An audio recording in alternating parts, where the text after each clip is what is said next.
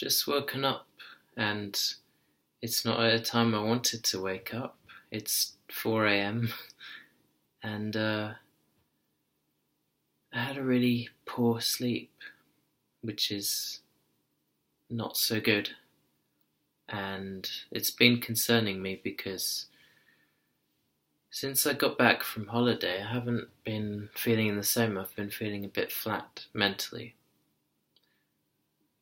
So I've realized this now, and I want to address it really quickly because before I was diagnosed with my brain tumour, I had a history of dealing with this kind of thing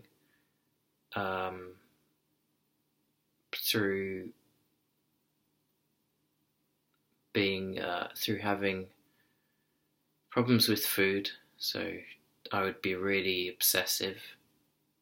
I had binge eating disorder and bulimia. And when I went on the ketogenic diet years ago initially for the epilepsy caused by the brain tumour, I was skeptical of the anti-cancer claims of the ketogenic diet. When I first went on the ketogenic diet, it was a huge thing mentally because I can obsess about food. It's one of the reasons, in a way, how I've been so successful at sticking to it. But occasionally I had problems just with being overly strict or thinking too much about it, where it was impacting upon my mental health and my sleep. And it's kind of a knock-on effect whereby my sleep was affected, and then it was affecting my diet, and that was affecting my mental health. So it's a two-way thing. And your mental health and your sleep are actually so important at normalizing your hormones and normalizing your blood sugar levels and your insulin responses. So that's why it's important that I'm making this video. I would either make a video or do what I normally do, which is I keep a mood diary. I have a food and mood diary as well. And this is what I did to recover from my disordered eating patterns. So it's more than just food. When I initially went on the ketogenic diet, there was a lot going on in my head that I needed to resolve. A lot of deep emotional issues from trauma in the past, and this is quite common with people with serious eating disorders. I don't just mean just eating a bit more now and then, or some people say a binge is like, I don't binge anymore, but I still have that predisposition. I still have that those personality traits that would predispose me to it, but I'm so motivated to not give in to that because of my epilepsy.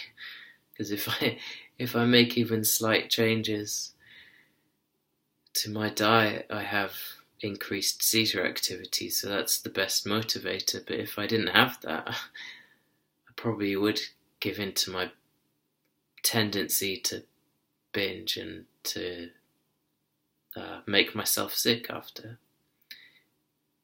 But now I still have, even though I don't do that, and I have very mindful coping strategies to deal with that, it can still be an issue for me, just in terms of my sleep quality and mental health. So I'm hoping that people can relate to this video in a way. And just, I think it's important to let it out in some way. I think we all have silent struggles that we deal with. It's not necessarily an eating disorder, but those stresses might manifest themselves in different ways. And I've just had a lot on my mind. And if you let that out, it's like it just clears the mind, and then you're able to get on with stuff. It's a very positive thing to let negativity go. People often, the reason they get so, a lot of the times, the reason people get have mental health problems, particularly at this time of year, is because they don't let the negative energy out, and they pretend to be positive. Their idea of being positive is kind of like denial. I see it a lot with cancer patients as well, and just cancer survivors. They'll often appear very positive, but is it real positivity, or is it a kind of denial, or is it trying to be positive? Because trying to be positive can when you're not really feeling it, or you've got so much on your mind, or you're so busy with so many things, can actually be stressful in itself. It's a real effort to be positive. Sometimes you have to ride the negative emotions and just admit, I'm in that state, and just slow down and even take time off. If you're someone who's working, you can just say, just have a sick day and say, I'm not coming in today because I just need some time. And then recharge your batteries, slow things down, focus on one thing at a time. We like to think we can multitask, but humans are actually very bad at multitasking. Even women, they're a bit better than men, but overall, humans are very bad at multitasking. We should only really focus on one thing at a time. So I try to keep that in mind. If I slip up, which humans do, I don't beat myself up about it, because that's when you take the step back. You take a step back when you see the slightest slip up as a failure. It's not failure, it's something to learn from, and you have to think deeper about it, thinking, well, why was it that I slipped up, and what is going through my mind at that time? So if I slip up on my diet, often it's a mental thing. It's almost always a mental thing. Just I have to be mindful all the time and just think, well, where's that coming from? Why am I feeling like this, and how can I resolve it?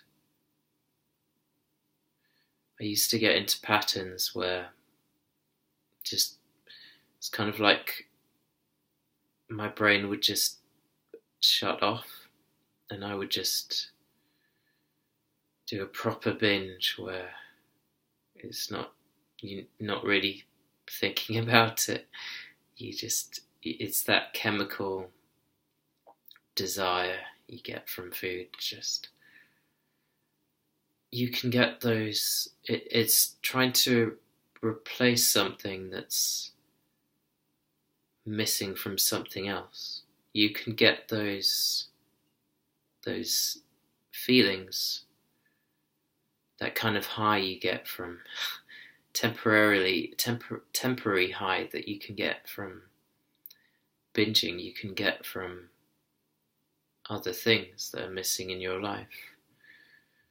Sometimes also binging can be due to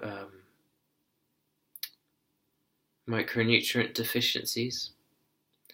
So this is also why I try to focus on nutrient optimization, particularly when I do zero carb ketogenic diet, because just ensuring that I have nutrient dense zero carb foods really it not only simplifies things, but it will account for those possible deficiencies that I might have. And then it's very simple to have, it's very simple to do, and then I seem to maintain a more favourable body composition, which is so important. The other thing for me is that at this time of year I've always had seasonal affective disorder. So when I was on holiday recently, I noticed that my symptoms were so much better. I had nearly no seizure activity at all. And my sleep was fantastic. I did a video about it, it's my last video. My sleep was amazing, which it isn't here. I have a red light that I use in the evening before bed. It's broken at the moment, which is really annoying. I have to get a new one. But that's really helpful for me. But even then I had so much on my mind, and it just made me think I have things in my life that I'm not satisfied with, and there are deeper things I need to work on. My relationships with people, my expectations of myself. I'm very harsh on myself. But I'm working on a lot of things at the moment, and really I should be proud of myself. I've thought about it recently. I wrote on a sheet of paper, just reflective earlier, thinking, well, I couldn't sleep at the time. Last night I couldn't. This is why I've woken up so early. Just had so much on my mind, and I need to address these issues so that I can sleep better. And I've decided sometimes you have to make goals to enhance your motivation. I come from that sports and athletic background whereby I use a lot of visualization and positive self-talk, and I'm reflective. I use short-term goals, and I'm very reflective about what I need to do every day, the small changes that I need to get results. I know I need to improve my sleep, and I've done it successfully in the past, and that's been the biggest thing that's helped everything else. That's the most important thing when you're focusing on diet. It's actually your sleep. That regulates all your hormones and controls your hunger and satiety hormones as well, very effectively. It's sleep and also up here, and I've got a very complicated brain. It stems from trauma from a very young age, and for years I didn't talk about it. I won't go into the details because it's not nice. But I have come to terms with it, and I'm a lot more comfortable with it. This video is still quite hard to share because it's quite personal. But I think sometimes it's good to share personal things, so long as it's not destructive. I don't think this is destructive, but some people like to be private, and that's fine, and talk to a health professional. I find that when I've done that in the past, it hasn't always been helpful because the health professionals I've spoken to aren't particularly engaging. They can't give you any advice. They just sit there it's like you're talking to a brick wall, and it's like they don't really care. It's their job. If they do care, it's pushing the boundaries. They're not supposed to do that. It's stepping over the line. So yeah, I have a number of things I need to think about. I was thinking a lot about relationships recently as well, romantic relationships. I'm still not ready for that.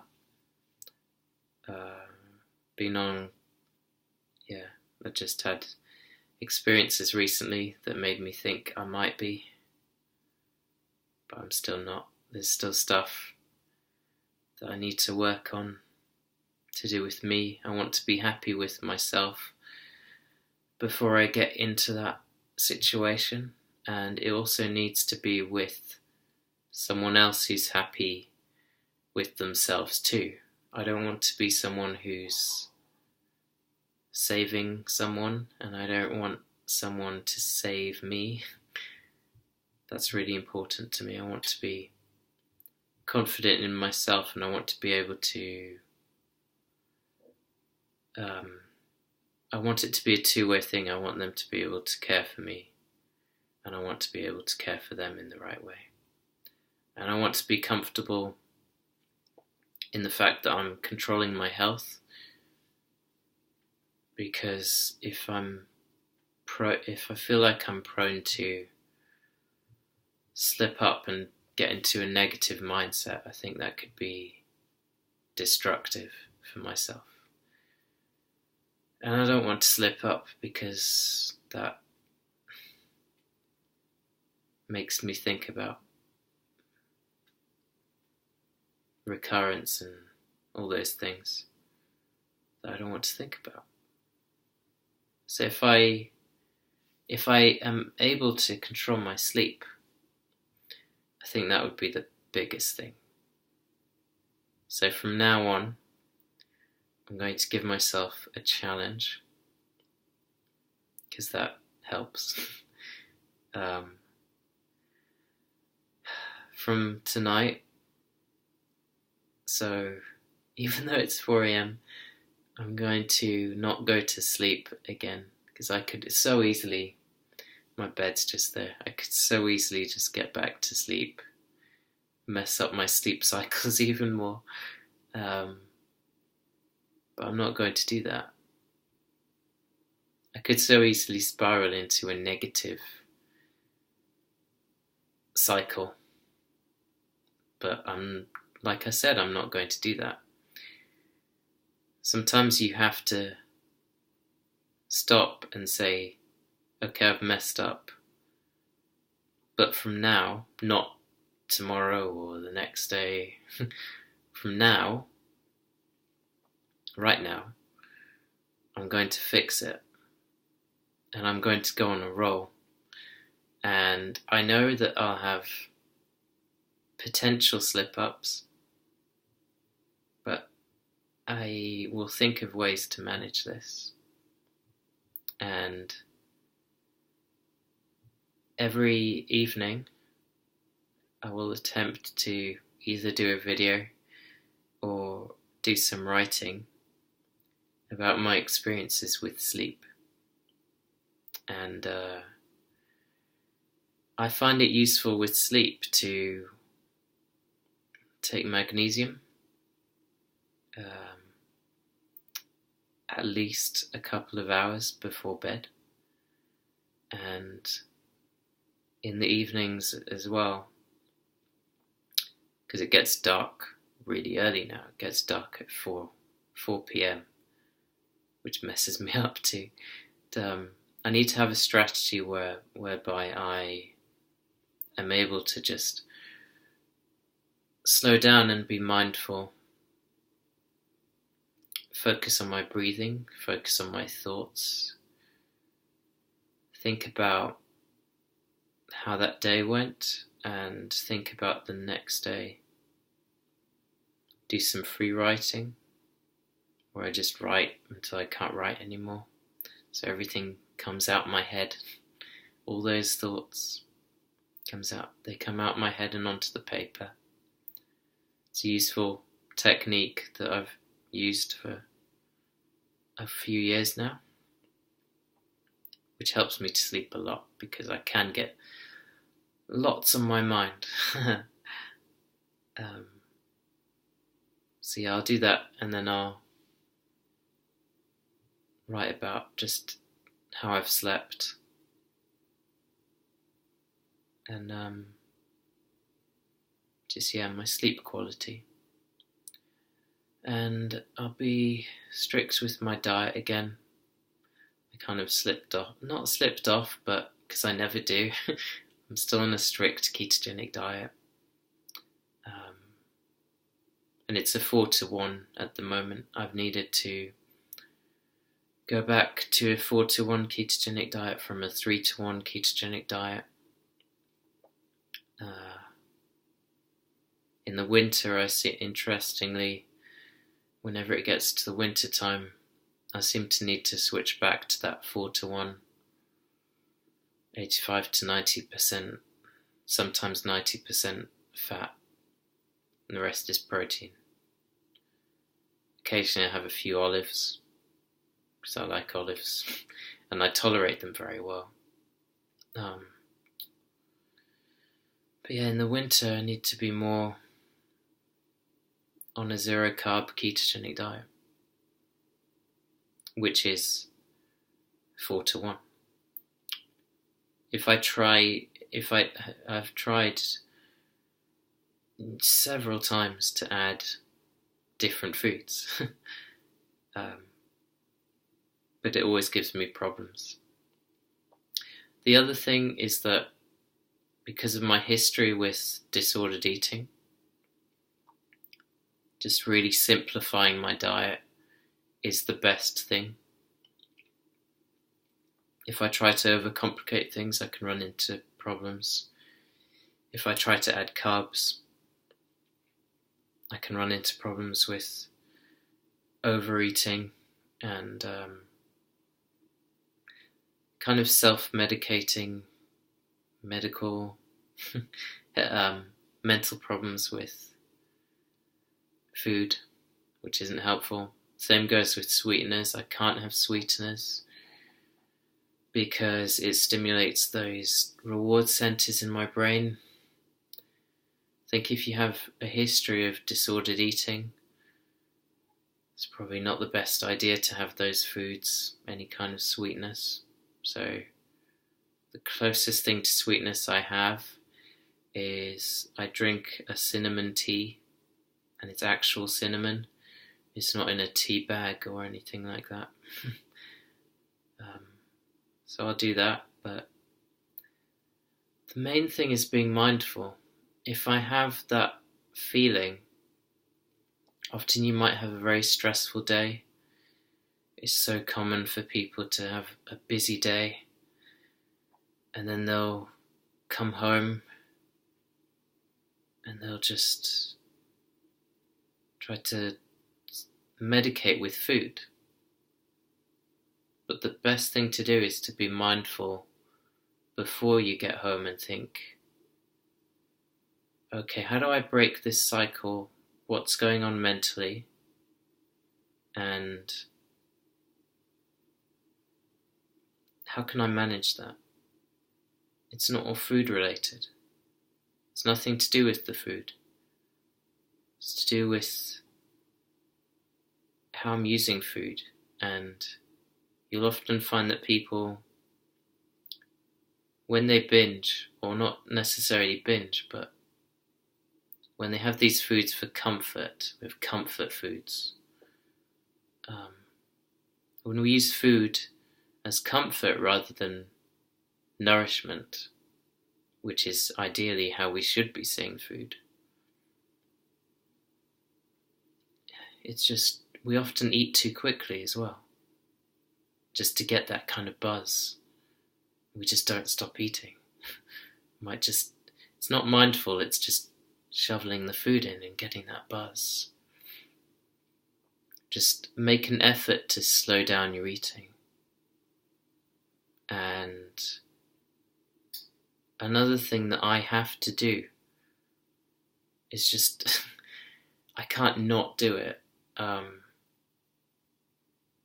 because otherwise, just mentally it messes me up. I don't know why. I have to actually change my environment. Otherwise, I know I'll consume too much. Even in this state, I don't binge, but I've had times where I've eaten a bit too much, even though I know I shouldn't. Even though normally I weigh my food, sometimes I think, I'll have a bit more, because just it makes me feel good. But then, yeah, temporarily it will, but then I'll have more seizure activity. And I think, why did I do that? Even though I know that's going to happen. So I've had to actually physically not have more food than I need in my fridge. And I've had to physically, after I've eaten that food, take myself away from the kitchen, because my kitchen is close to my bedroom where I sleep. So I need to physically take myself away from there, completely away, and into a place where I can just be with my thoughts. Completely different room. And psychologically, that's really interesting. I still don't quite understand that, but it's just very interesting how if you enter different rooms as well, just in different environments, how you have your brain just responds differently. You have different cues. So it's like how people say you shouldn't work in your, say if you're in your bed, you shouldn't do work in your bed or use your phone, because eventually your brain just associates your bed with work rather than sleep. And if I'm in the kitchen, I associate the kitchen with eating. So if I go into a separate room, your brain kind of resets. It's like how sometimes you get people with dementia, and there's this phenomenon where not necessarily even people with dementia, just people in general, you'll find that research has shown that your brain actually kind of resets itself when you enter a new room. So sometimes you will forget your keys, for example, if you enter a new room, because your brain kind of resets itself for that room. It's really interesting. and you can kind of biohack your brain. I find that expression funny. You can change your behaviors by altering your environment. I think that's the best way to change behavior. It's not using willpower, it's actually changing your environment. So that behavior becomes, you break that chain, you break that conditioned response. It's like Pavlov and his dogs. The same thing is true with humans and habits, habitual behaviors. Just the best way to break a habit for me, I can only speak from my experiences. Sometimes you have these people who just rattle off loads of studies to prove their point. But for me, from my experiences, I can say that the best way of learning for me with these things is just being introspective and thinking, okay, what's the problem for me? What am I thinking? And how do I change this behavior? What am I... So what the brain works by association and by creating, how do I put this? Creating links with other things, associations with.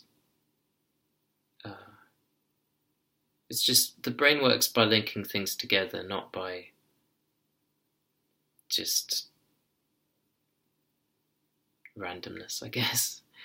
So yeah, that's why if I take myself away from the kitchen and only be there when I need to eat, I only eat twice a day.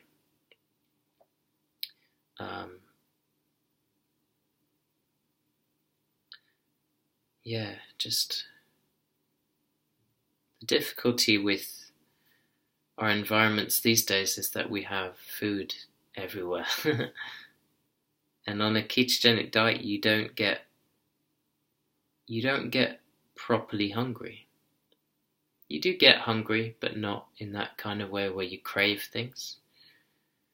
But even then, your environment is so important because we have those cues. Even if you're not hungry, there's all these. Food is a very social thing for people, and we use food to self-medicate, as I said. So even if you're not hungry, you might feel like you want to eat. Very rarely am I actually hungry. And interestingly, one of the things that doesn't work for me is something that's very popular, where you make these fatty drinks, where it's just fat, or you would create fat bombs, which I have had occasionally, only when I've had a lot of seizure activity. When you have seizure activity as a result of any kind of traumatic brain injury, it's a bit different from if you have any other kind of epilepsy, because say if you try to fast, one of the problems if you have a traumatic brain injury is that you do need, after a period of time, you do need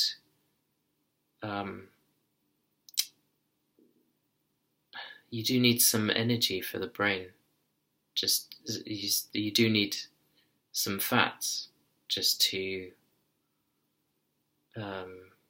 kind of resolve. So it's difficult to explain, but you constantly have that damage to manage. So if you go on a fast and you have epilepsy as a result of brain damage, you would ideally need to think even more about your electrolytes. So when I used to do a 9-day fast quite regularly, about once a month, or once every 2 months, and usually once every 2 months, because I lost a lot of weight doing it. I don't do it anymore, but I used to. What happened was I aimed for a 10-day fast, and the first time I did it, I had a seizure on the final day. So then I thought, okay, I'm going to try a 9-day fast. And the thing I found was that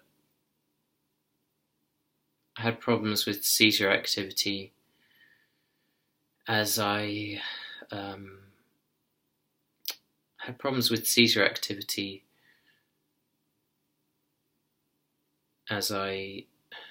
went on, as the days went on.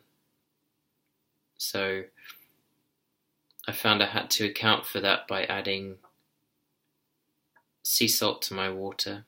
So I added Himalayan sea salt, the pink kind. And I added magnesium, not just at night, but usually in the afternoon as well. And that helps me tons. Magnesium is actually I think it's the best thing that the most useful thing that I implemented early on with the ketogenic diet. And it's very, very useful for epilepsy. I wouldn't use magnesium oxide because that is a poor form of magnesium. It doesn't help me at all. And it's quite cheap, and it's the one that you can find in places like Holland and Barrett. Not the best form of magnesium. Magnesium citrate is good. Magnesium glycinate is good. Magnesium taurate. Just about any type that's not magnesium oxide, really. I find that very useful. Vitamin D as well. It's an interesting one. I need more vitamin D than most people, I find.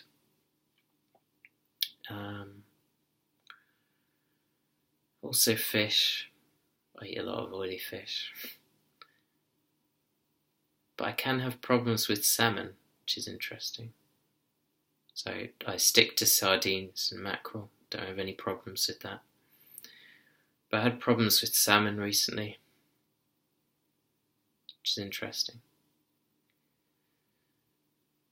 But yeah, being mindful. That's what I'm thinking about at the moment. And my relationship with people.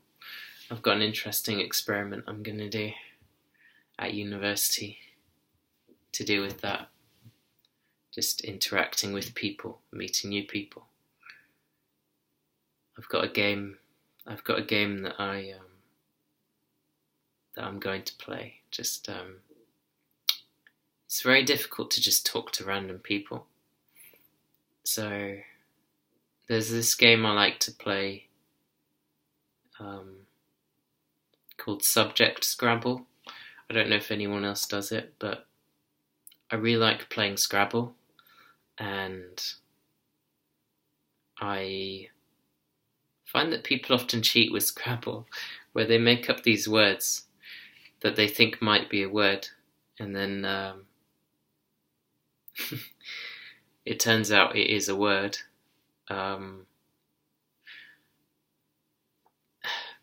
But it sounds ridiculous. So I thought to counter that, you focus on a specific subject and just put down words that are related to that subject. So what I'm going to do is just have one of those boards up, just saying, play subject Scrabble with me, and people say, oh, what's subject Scrabble? And I'll just say, well, pick a subject, and we can only put words down to do with that subject. And I'll see who wants to play with me. Because I like meeting interesting people, and keeps things interesting. And I can't do things in the evenings, so I'm just thinking of creative ways that I can spend my free time. That's not just studying, focusing on my work. I'm doing some interesting work at the moment for my project at university to do with glioblastoma and inflammation, hypoxia. So initially I was supposed to be doing studies mimicking my own research, mimicking the ketogenic diet on these cells, but I'm not able to do that anymore. I might do that in future, hopefully. I'll try to. But I'm doing something equally interesting, so I'm very excited about that. It's nice that the university is helping me with this, because I found frustrations before. I became quite frustrated before that I wasn't able to do what I wanted. So this is why I'm at university, to do my own research and to find things out that I could potentially either apply to myself in the worst scenario if things get worse for me, because that's always a possibility, even though I feel pretty good at the moment. I just need to work on my sleep. So I'll try to do a sleep diary of some form, whether it be videos or writing. And I'll start tonight. So it's now 10 to 5 on a Sunday. I'll do what I need to do. I have a walk at some stage. Every day I have a walk. It's very important to me. I have to prioritize that walk. There's some things in the day that I really prioritize above everything else, because my health is the most important thing.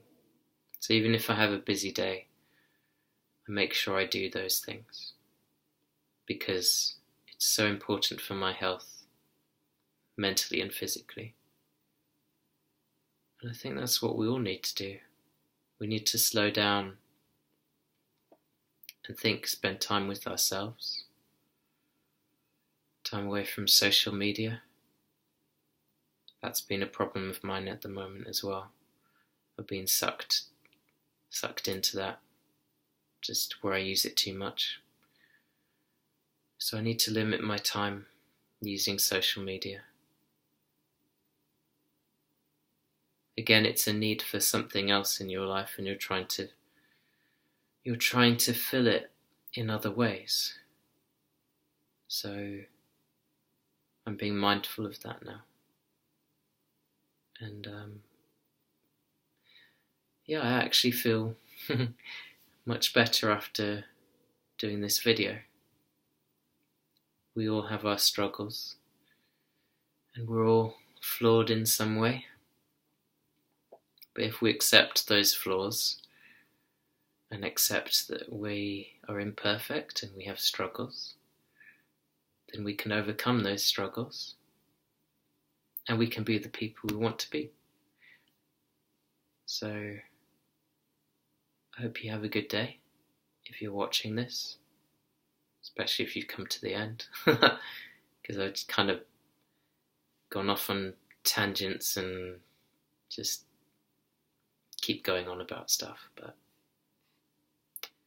I feel really good now, and I'm ready for the day, and I'll let you know how I get on with my sleep, because Sleep is the most important thing you can do for your health, regardless of diet or anything else. So, good morning. Enjoy the rest of your day, and I'll probably see you soon.